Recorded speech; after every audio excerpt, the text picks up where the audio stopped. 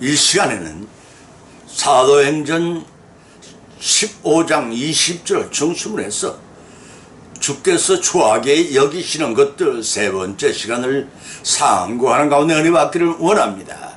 신구약 성경 66권을 통틀어 살펴보면 그것을 하라고 성락하시는 것보다는 하지 말라 금하시는 것들이 더 많습니다.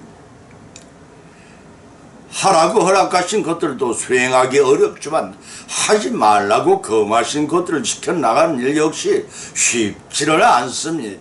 하나님께서 성경을 통해 금하시고 허락하신 일들을 절대 수행을 명하신 목적은 우리 성도들을 더러운 죄악 세상에서 성결하게 성별하여 하나님의 백성이 되어 복을 받게 하시는 데 있습니다. 장성한 모세가 바로의 궁에서 죄악의 이른 나라를 보내는 것보다 하나님의 부르심에 합당한 길을 택한 것도 그 때문이었습니다.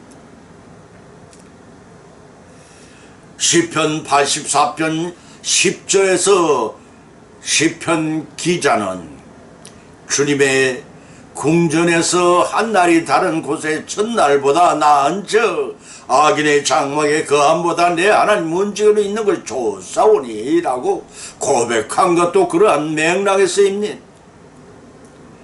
악인이 활개를 치고 사는 세상 장막에서 삶은 전국엔 파멸과 영벌의 지옥 생활이 기다리고 있을 뿐입니다. 이러한 결과에 대한 원인 제공의 근거는 죄를 밥 먹듯이 저지르고 사는 죄의 온상에 살기를 좋아하는 악한 정욕 때문일 것입니다. 죄는 세균처럼 더러운 곳에서 번식을 합니다.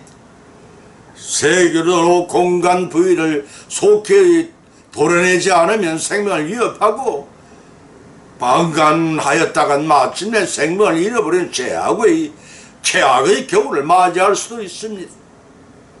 우리 인생은 그러한 죄악 세상에 살고 있습니다. 죄는 죄를 부르고 죄악이 번성하는 곳이 얼마나 추하고 더러운 곳인 줄을 모르고 삽니다. 마치 돼지처럼 말입니다. 그렇게 추한 곳에 사는 돼지의 일생은 식탐밖에 모르는 삶이기 때문에 그 결과 죽음을 맞이하는 비극적인 삶으로 마감을 합니다. 우리 인생은 대죄와 같은 죄악의 번창하는 열악한 환경 속에서 인생을 벌 수는 없습니다. 왜냐하면 천국은 거룩하고 성결하신 하나님이 사시는 곳인지라 죄에 있는 자는 천국에 들어갈 수가 없기 때문입니다. 때문에 우리는 성결한 삶을 영위해 나가야 구원을 받았습니다. 따라서 더러운 죄의 생활에 벗어나야 합니다. 주님께서도 더럽게 여기시는 것들이 있습니다. 첫째는 귀신을 더럽게 여기셨습니다. 두 번째는 우상숭배를 더럽게 여기십니다. 세 번째는 부도덕한 일을 더럽게 여기십니다. 이러한 세 가지 말씀을 본문으로 삼고 상고하는 가운데 피차에 성령 하나님의 감동 감화 역사심에 힘입어 풍성한 은혜 받고 받아들이는 실천하시면 복을 받는 우리 모든 믿음의 여성이 되시기를 예수님 이름으로 간절히 축원을 드립니다. 첫 번째는 귀신을 더럽게 여기신다고 했습니다. 마태복음 10장 1절을 찾아보면은 예수님께서 그 12 제자를 부르사 더러운 귀신을 쫓아내는 모든 병과 모든 악한 것을 고치신 권능을 주시니라고 하셨고, 누가복음 9장 42절에서는 올 때에 귀신이 거꾸로 때리고 심한 경련을 일으키는 하는지라 예수님께 더러운 귀신을 꾸짖으시고 아이를 낳게 하사 그 아비에게 도로 주시니라고도 기록하고 있습니다. 예수님의 12 제자를 파송할 때 꼭 가롯 유다의 서술할 때 꼭 가롯 유다의 이름 끝에 예수님을 판자라는 꼬리가 붙어 있습니다. 그것은 아담이 마귀의 유혹을 받고 선악과 범죄를 저지른 것처럼 마귀의 유혹을 받아 예수님은 30냥에 팔아먹었기 때문입니다. 이 마귀란 말은 마귀마 귀신 귀 요사스러운 귀신 악마 사탄 즉대자 고소자란 뜻을 지니고 있습니다. 마귀의 귀원은 유다서 1장 6절에 의하면 하나님이 창조한 영물이 감히 하나님의 보호자를 넘보다가 쫓겨나 추락한 천사입니다. 때문에 공중 권세 잡은 자로서 어두운 세상에 추구한 자이기도 합니다. 마귀의 특징한 욥기서 1장의 기록에 나타난 것처럼 간교한 자요 헐떠는 자요 하나님과 성도 사이를 이간질시켜 아담의 하와를 에덴 낙원에서 쫓겨나게 만든 천사로 가져간 자요 에페미어 귀신의 왕이기도 하다고 마태복음 12장 24절에 밝혀주고 있습니다. 본문이 귀신이란 귀신귀 귀신신 사람들이 죽은 후에 있다고 하는 넋으로서 사람에게 복과 화를 준다는 정령을 말하기도 합니다. 이 귀신은 성경 12가지 다른 명칭을 가지고 나타납니다. 그 첫 번째는 레위기 17장 7절에서 숫염소요, 두 번째는 사사기 9장 23절에서 악한 신이요, 세 번째는 열왕기상 22장 21절 23절에 거짓말을 하는 영이요, 네 번째는 시편 78편 8절을 통해 벌하는 사자요, 다섯 번째는 마태복음 10장 1절을 통해서 더러운 귀신이요, 여섯 번째는 마태복음 25장 41절을 통해 마귀의 사자들이요, 일곱 번째는 사도행전 16장 6절에서 점하는 귀신이요, 그 여덟 번째는 에베소 6장 17절을 통해 어둠의 세상의 주관자들이요, 아홉 번째는 에베소 6장 12절을 통해서 하늘에 있는 악령이요, 열 번째는 디모데전서 4장 1절을 통해서 미혹해 하는 영이요, 11번째는 베드로후서 2장 4절을 통해 범죄한 천사들이요, 12번째는 계시록 18장 2절을 통해서 더러운 영이라고 했습니다. 따라서 마귀와 비슷한 것 같아도 귀신은 마귀의 졸개에 해당한다고 말할 수가 있습니다. 보면 마태복음 1절의 10장 1절에 예수님께서는 12제자를 부르사 복음 전파를 떠내버리기 전 그들에게 귀신을 쫓아내는 축신의 권능과 각종의 질병을 고치는 권능을 주셨습니다. 이런데 하나님께서 복음을 전파하는 일꾼들의 각자의 사명에 맞는 권능을 허락하셨다는 의미이기도 합니다. 죄자들은 보잘것없는 출신 성분을 지닌 자들이었습니다. 그렇지만 예수 그리스도의 사도로서 천국 복음을 전파하기 위해 여러 곳으로 파송될 수 있었던 것은 그들이 그와 같은 권능을 부여받았기 때문이었습니다. 다시 말해서 그러한 권능을 활용하여 효과적으로 복음 전파를 하도록 하기 위함이었던 것입니다. 마태복음 10장 1절에서 기록하기를 귀신을 쫓아내며 권능을 주시니라고 했습니다. 이 말씀의 뜻은 예수님께 제자들을 파송하시면서 그들이 복음 전파 사역을 잘 감당할 수 있도록 하나님께서 고유하신 권능을 제자들에게 부여하셨다는 뜻입니다. 마태복음 4장 23절 그리고 7장 29절을 참고하시기 바랍니다. 그런데 왜 본절에서는 그냥 귀신도 아니고 더러운 귀신이라고 묘사하고 있는가 하는 것입니다. 그것은 하나님을 대적하면서 인간에게 원수가 되는 악한 영들로서 모든 질병과 모든 약한 것 곧 가혹한 것과 병의 결과로 약해진 육체로 만들어 농락하기 때문에 더러운 귀신이라 칭하고 있는 것입니다. 본문에 예수께서 변화산에 내려오시다가 간질병 환자 부자를 만납니다. 제자들이 고치려 했으나 실패를 했던 직후인지라 그의 아버지는 예수님께 매달렸습니다. 그래서 예수님을 고쳐주시려고 아들을 이리 데려오라고 했습니다. 보면 누가복음 9장 42절에서 예수님께서는 거꾸로 때리고 경련을 일으키게 하는 더러운 귀신을 쫓아내시고 간질병을 앓는 아이를 구원해 주셨습니다. 여기서 더러운 귀신을 쫓아냈다는 뜻은 영혼을 더럽히는 추한 귀신이란 뜻입니다. 영괴와 물질괴를 다스리시는 예수님께서 더러운 귀신을 쫓아내시는 목적은 우리의 몸과 영혼을 불결하게 만들어 구원받지 못하게 하는 귀신들의 관계를 축출시키고자 함이십니다. 축출하여 온전한 구원을 이루어주시는 우리 주님께 감사와 참여 영광을 돌리는 우리 모두의 믿음 생활에 되시기를 예수 이름으로 축원을 드립니다. 두 번째는 우상 숭배를 더럽게 여기신다고 하셨으니 사도행전 15장 20절을 찾아보면 기록하기를 다만 우상의 더러운 것과 음행과 목매어 죽인 것과 피를 멀리하라고 편지하는 것이 아니라고 하셨습니다. 본문의 말씀 바울과 바나바의 이방 선교 보고 및 야고보의 결론적인 변론 부분을 다루고 있습니다. 바울과 바나바의 선교 여행 중에 나타난 성령의 역사와 이방인의 복음을 영접을 증거함으로써 유대인과 이방인이 동일한 구원의 은혜 안에 있음을 증거하였습니다. 그때 야고보가 결론적으로 이방인 구원의 당위성은 설명한 내용이 본문의 말씀입니다. 야고보는 예루살렘 교회에서 가장 영향력이 있는 지도자였습니다. 그는 예수님 동생으로서 존경받는 위치에 있었습니다. 때문에 매우 큰 영향력을 끼쳤다고 사도행전 12장 17절과 21장 18절 갈라디아서 2장 9절에 밝혀있습니다.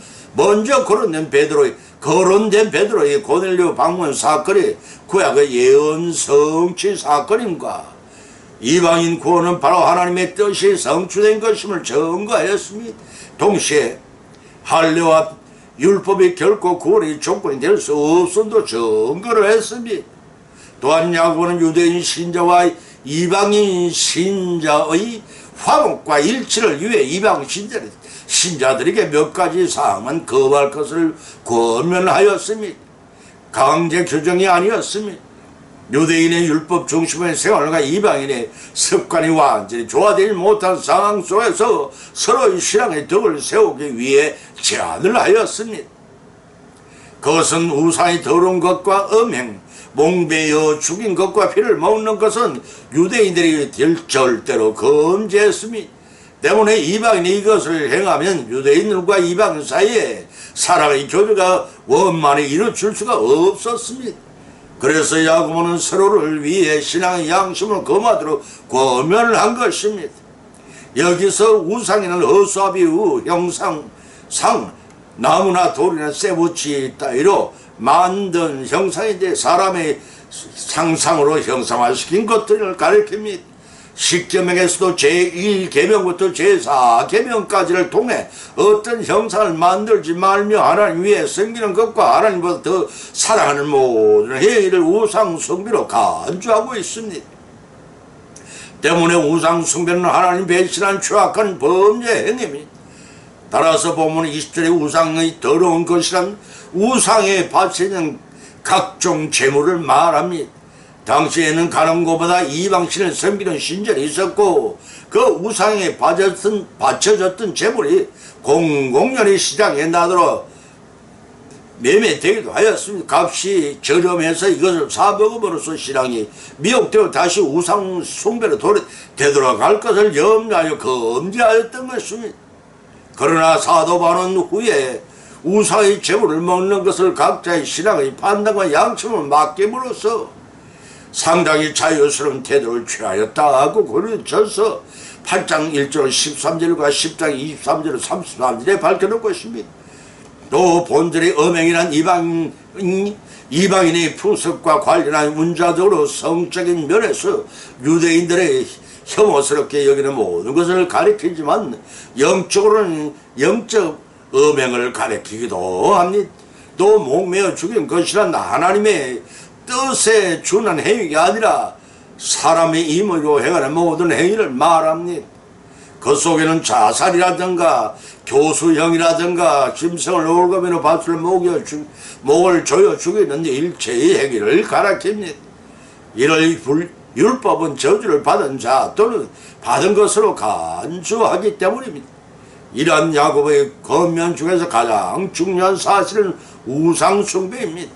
하나님께서는 계명을 주시면서 우상을 섬기는 자들에게는 3, 4대의 저주를 받을 것이지만 하나님을 섬기는 자에게는 천대를 넘게 복을 주시겠다고 언약하셨습니다. 이는 하나님의 유일신으로 섬기는 기독교인들의 절대 금기사항입니다.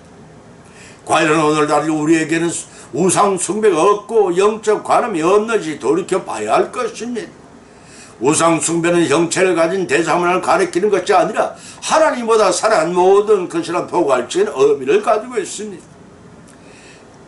단 한순간이라도 주께서 더럽게 여기시는 우상 숭배를 가짐으로써 하나님을 배반하지 말고 하나님만을 섬김으로써 천대의 복을 받으시는 우리 모두의 믿음 생활이 되시기를 예수님의 이름으로 축을 드립니다.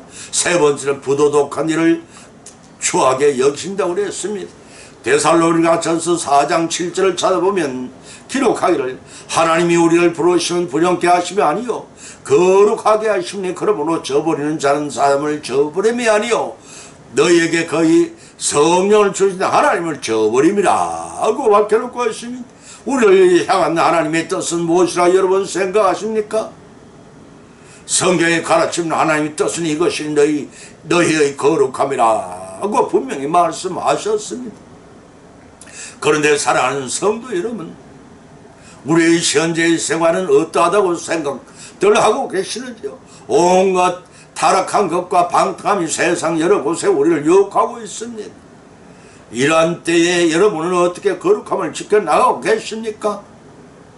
고린도전서 1장 30절과 베드로후서 3장 11절로 12절에서는 너희는 하나님께로부터 나와서 그리스도 예수 안에 있고 예수님께서는 하나님부터 나와서 우리의 지혜와 의로움과 거룩함과 구속함이 되셨으니 라고 고린도전서 1장 3절에 밝혀 있으며 거룩한 행실과 경건함으로 하나님이 나를 임하기를 바라고 간절히 사모하라고 베드로전후서 3장 11절로 12절에 밝혀놓고 있습니다. 또 베드로전서 1장 15절로 16절에 기록하기를 오직 너희를 부르시는 거룩한 자처럼 너희도 모든 행실에 거룩한 자가 되라고 기록하였으며 내가 거룩하니 너희도 거룩할지어니라고 하셨느니라고 하였습니다. 율로프라는 남자가 친구의 집에 방문을 했을 때 그 친구는 마침 비둘기를 돌보고 있었습니다. 그런 율로프라에게 한 마리의 비둘기를 보여주며 말했으면 여보게 이 새를 보게 이 새는 세인트루이스에서 마릴론까지 아무도 쉬지 않고 날아왔네. 그걸 어떻게 알 수 있는가? 다른 방법이 있지. 이 새는 깨끗한 모습으로 돌아왔다니 깨끗한 방법으로 돌아왔다니 다른 새들은 오는 도중에 먹이를 먹거나 쉬기 위해 이리저리 다니다가 몸을 더럽히곤 하지. 그러나 이 새는 깨끗해서 밭에 옥수수 찌꺼기도 발에 옥수수 찌꺼기도 진흙도 묻지 않았다네. 오롯이 날개 오기 위해 계속 날기만 한 거지. 그는 계속해서 말하기를 나는 비둘기가 돌아오면 지친 날개를 감싸주고 먹이와 물을 풍부히 준다네. 먼 길을 몸도 더럽히지 않고 오롯이 나를 생각하여 나는 이 비둘기의 깨끗한 모습을 보면 내 마음이 얼마나 기쁜지 알겠나? 몸을 더럽히지 않고 오직 자신이 갈 길만 생각이 날아온 이 비둘기의 깨끗한 모습이 주님의 주인에게 기쁨을 주었으며 이렇듯 주님도 우리의 삶이 거룩하게 구별되어지기를 원합니다. 그렇다면 우리의 믿음 생활은 주님의 뜻에 부끄러움이 한 점도 없는지 깨끗한 것을 한 번쯤 생각해 봐야 할 것입니다. 본문 7절의 기록을 찾아보면 하나님이 우리를 부르시면 부정케 하심이 아니요 거룩케 하심이라고 밝히고 있습니다. 성도들이 마땅히 정결해야 할 이유는 종말적인 심판에 대비도 해야 하겠지만 성도를 부르시는 하나님의 그 부르심 자체에도 찾아볼 수가 있습니다. 다시 말해서 하나님께서는 그 택하신 성도들이 거룩하게 되기를 원하시기 때문에 그들을 초청하신 것입니다. 그뿐 아니라 그들을 통해서 우리는 구원에 있어서 인간은 철저히 수동적이고 수용적일 수밖에 없다는 사실을 부가적으로 알 수가 있습니다. 다시 말해서 인간을 택하시고 택하신 인간을 부르시는 행위의 주체자는 곧 하나님이시라는 사실입니다. 따라서 우리 그리스도인을 철저하게 하나님 부르심에 근거해 있으며 하나님의 부르심을 받았다는 사실 하나만으로도 성도는 성결한 삶을 유지해야 할 의무가 있는 것입니다.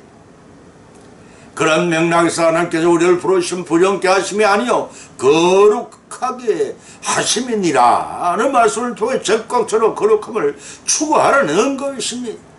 이는 곧 성도가 성적 부정을 비롯하여 도덕과 우상 속에 더러우면서 떠난 성결한 삶을 추구해 나가라는 것입니다. 한 걸음 더 나아가 성결에 접근하는데 만족하지 말고 그 가운데 머물며 행하는 삶을, 선한 삶을 영위하라는 것입니다.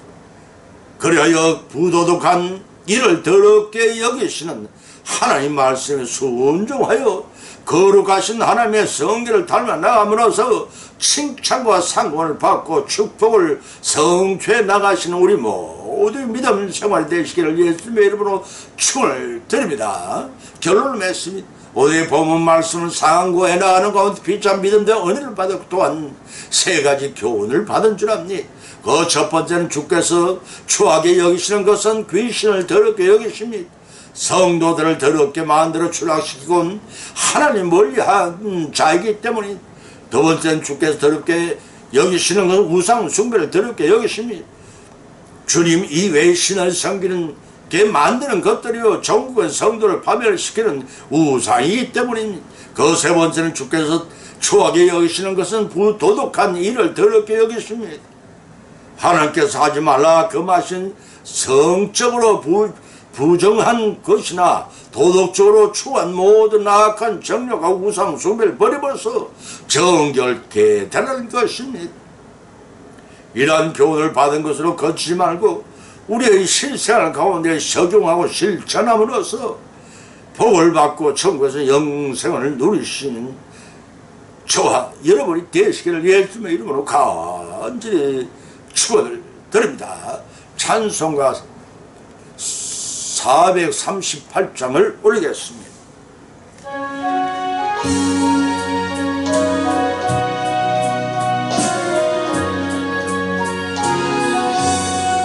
내 영혼이 은총 입어 중한 죄짐 벗고 버리 슬픔 많은 이 세상도 천국으로 가도다. 할렐루야 찬양하세. 내 모든 죄 사함받고 주님 예수님과 동행하니 그 어디나 하늘나라 주님을